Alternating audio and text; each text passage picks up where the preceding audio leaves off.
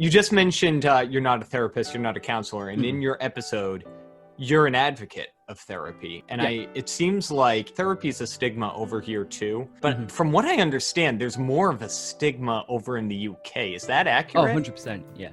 We watch programs and films, and that's all a lot of the UK people do to try and get knowledge of American culture. We have these conversations in the playground when we're kids and around the water cooler. We're adults and things like that. And it's like general Americanisms get passed around, and it's like all the Americans are in therapy for something or other.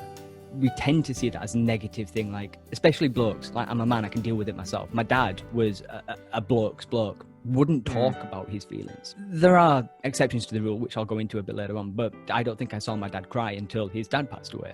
Yeah. And that was kind of the stigma that kids, especially from a working class background like myself, are brought up with. You just man up is a massive thing. Grow a set of balls. Stop being a pussy, just be a guy. Big boys don't cry. And that's the thing that we are led to believe. So therapy over here is getting better. More people that I'm speaking to are seeking therapy for mental health. It was and still is to a massive part, very stigmatized. And I'm a big advocate of people breaking down that stigma. I mean, we go to the gym every day to train our physical health. So why shouldn't we go to someone else to train our mental health and just keep that strong and keep that going? Because it all starts up here. Yeah. Everything starts up here.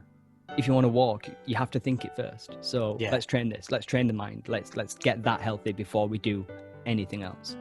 Isn't like male suicide under the age of 40 or something? It's ridiculous. One man, it's crazy, every 2 hours commits suicide over here, and I think that's just bonkers.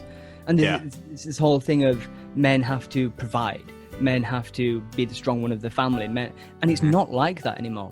Yeah. And I'm glad to see that the youth of today that are coming up, they're more open about their feelings and thoughts, and they're just more open about everything, to be fair. I can have conversations with them which I couldn't have with my mates growing up. Yeah. And that's refreshing. I just think the older generation now need to catch up.